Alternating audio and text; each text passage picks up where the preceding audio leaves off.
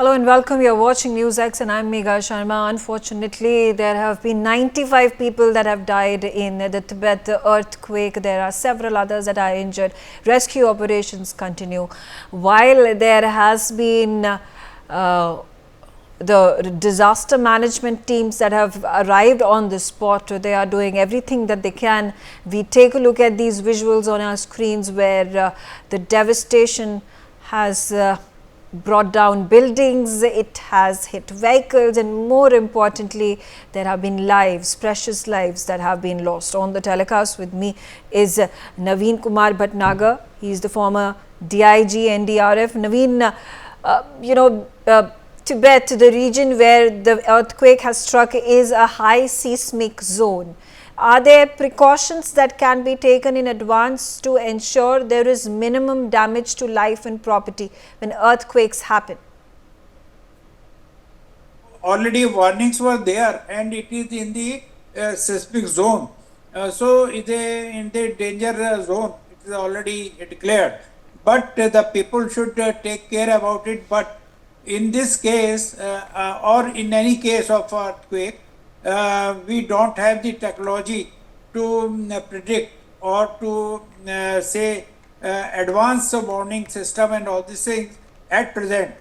But anyhow, we should have enough your training and to educate the people who are living in the such type of zones.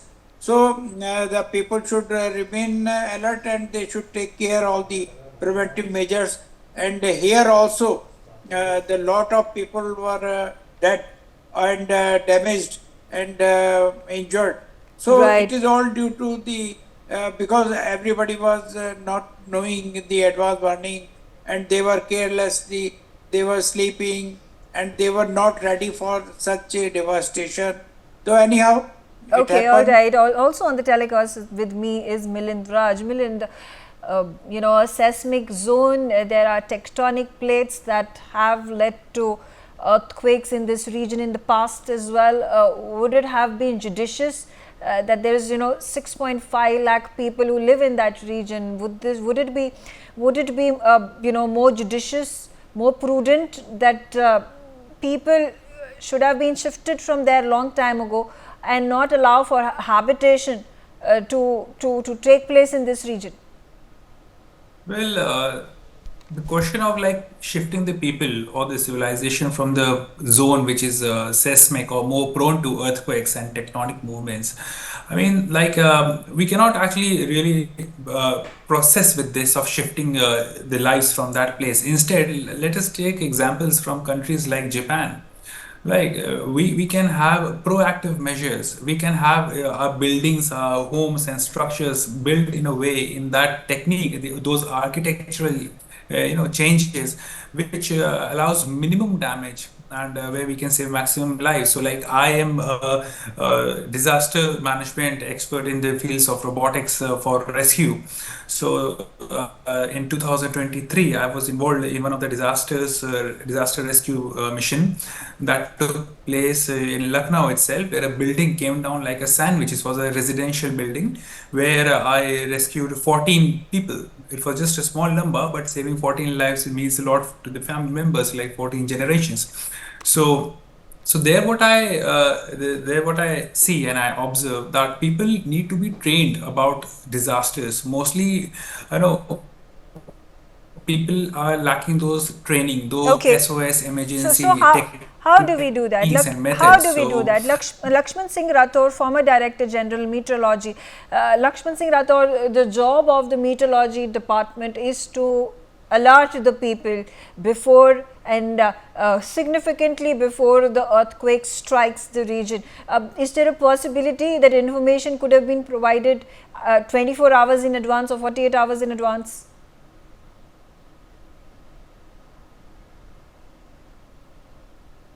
So please unmute yourself.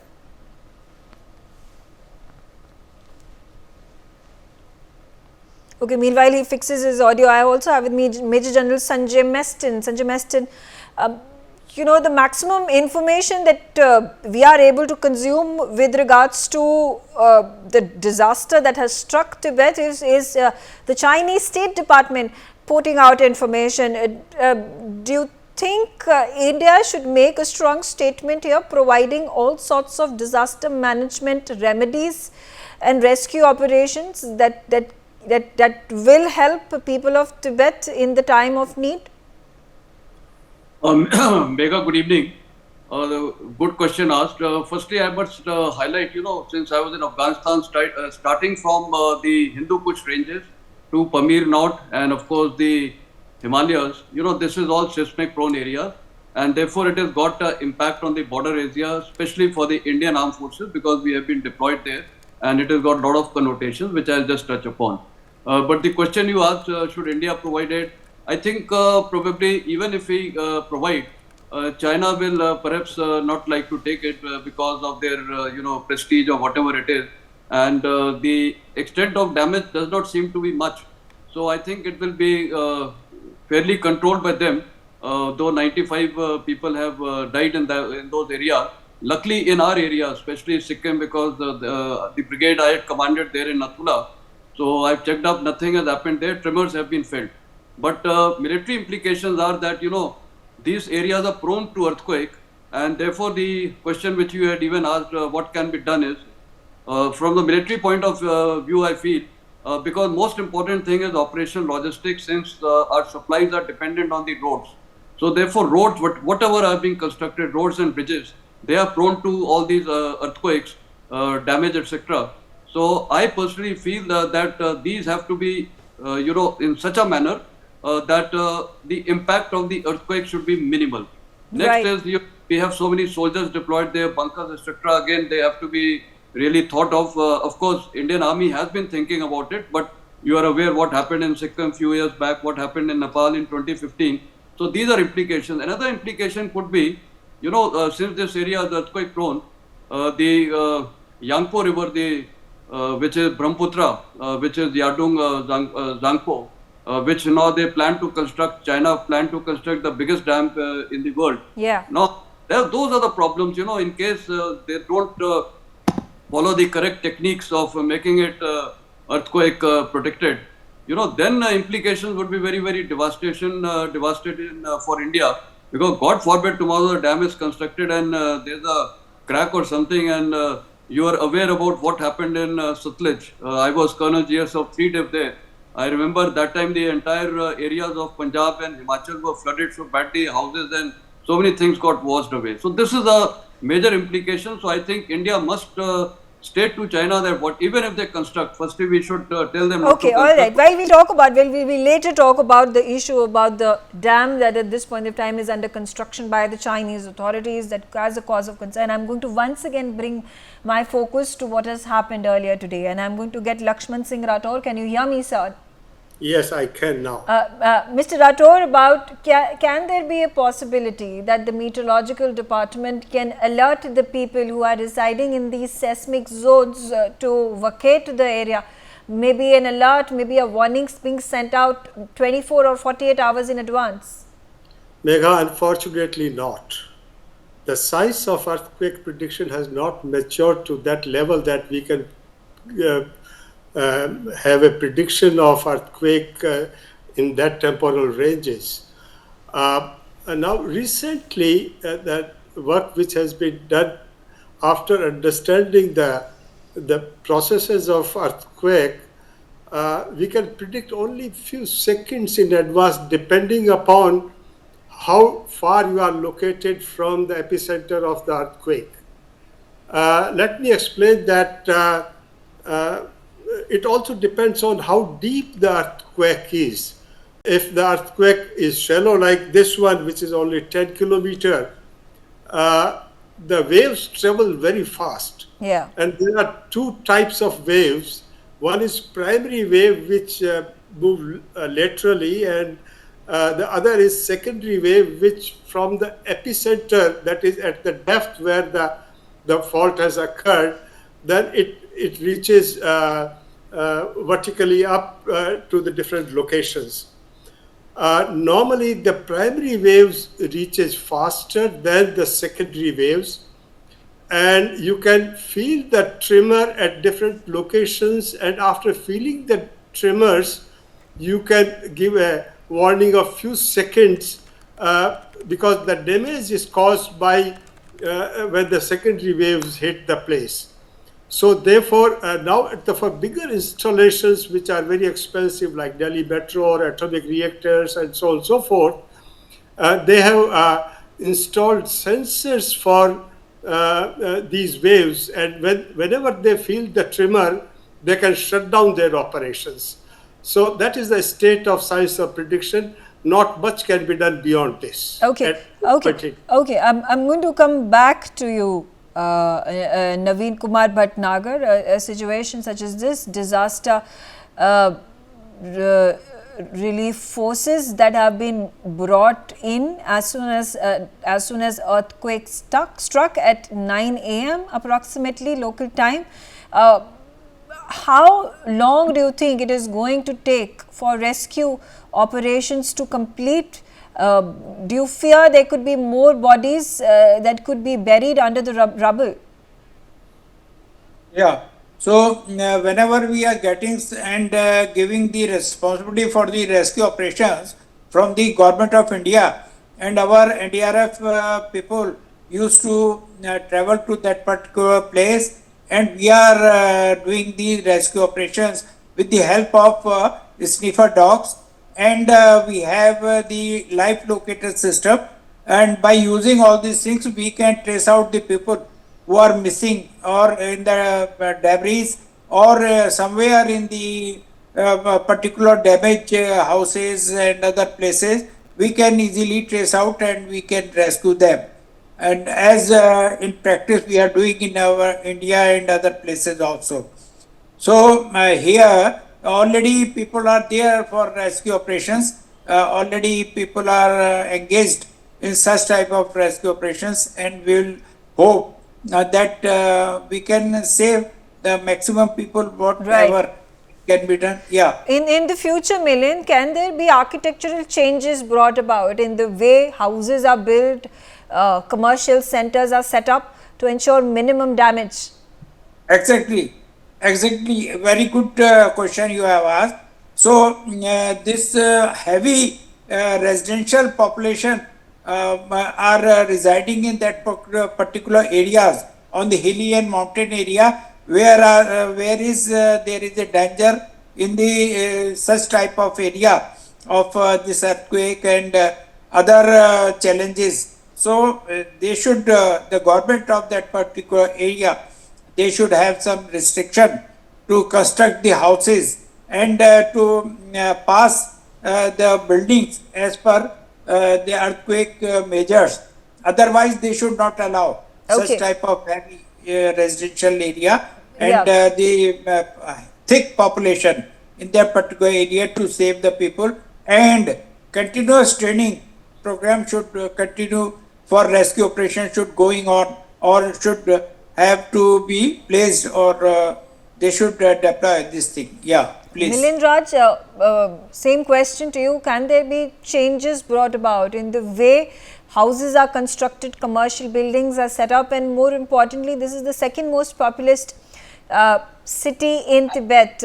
Could there be restrictions posed by the government of Tibet?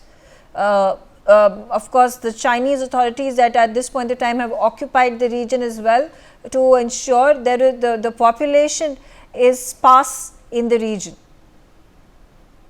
Right. So I'm pretty sure that there will be some regulations and changes to be brought there, so that these regions who are so prone to earthquakes, so prone to tectonic movements, and which are surrounded by the great mountains, so which there is an immediate need of revision in the kind of architectures they have, so that we can get minimum damages, because these are the areas where these natural disasters will go on, they will take place, and with time maybe they'll get more and more frequent. So there is definitely a need, and there will be change in the lifestyles, the kind of people living there, and the kind of buildings and residents they're building. Like I was just watching the video, there was a cafe, something some mountain view cafe. So the way that entire thing came down like a sandwich was like, it's in itself is an alarm. Like, Right. so we need to think and work on this. Of course, there will be very Major soon. General Sanjay Meston, again the question, do you think Tibet is well equipped to handle crises such as these?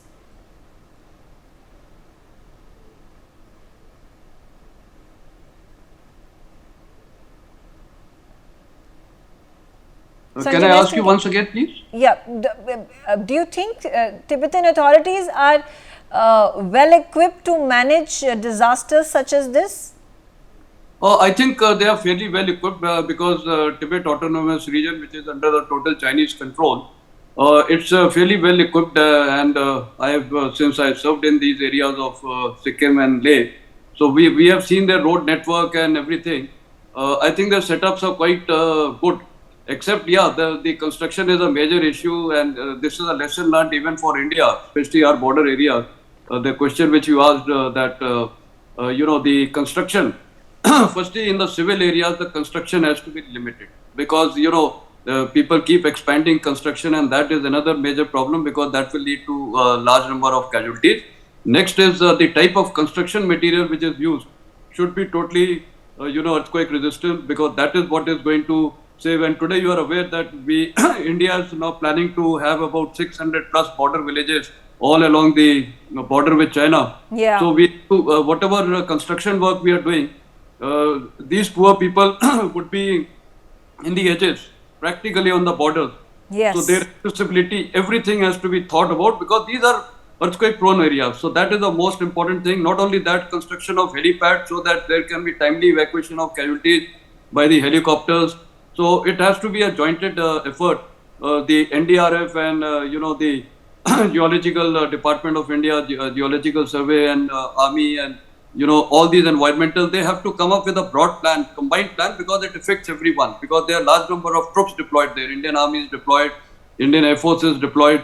So all this has to be thought of. This is a lesson learned for India because we are prone to all these areas, and imagine the kind of loss of lives. It just happens in a fraction of a second when an earthquake comes. Luckily, Yes. this one has not made much impact in our area. Rathore, again, Major General Sanjay Meston raised a very important point. There is on one end these seismic zones that are earthquake prone, and therefore due diligence needs to be made by the authorities, by the administration over there, to ensure that not many people are inhabiting these areas. On the other, the point that we have been fighting our border wars with China, and therefore there is a need to inhabit the region, bring about settlements and townships and villages. How do we manage it? How do we balance it out?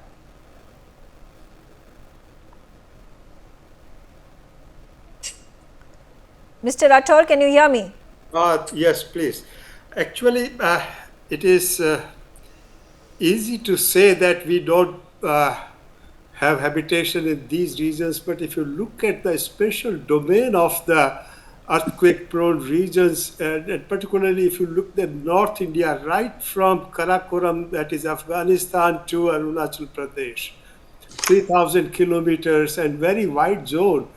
So length and breadth of the earthquake-prone zone, if you consider, you can't keep people away from this zone. So people will have to be there. There will be denser population. Only thing we can do is we can make ourselves earthquake ready, and for that we must take example of Japan, where they have made their entire houses, entire infrastructures, and everything which is resilient to the very severe scale earthquakes, and we haven't gone on to this. Only after the Bhuj earthquake in 2004, we started revising our building structural codes, and thereafter we made it compulsory that the multi-storied building should be having a certain kind of a structure which is Right. earthquake resistant. But otherwise, lot of things are to be done. Though in the codes we have incorporated many things, but they are far from implementation. Okay, all right. I'm out of time. I thank all of you for joining me on the telecast. We'll keep a close eye on the developments coming in from Tibet, and we pray that the death toll does not increase. On that note, I slip into a short break. Thanks for watching NewsX.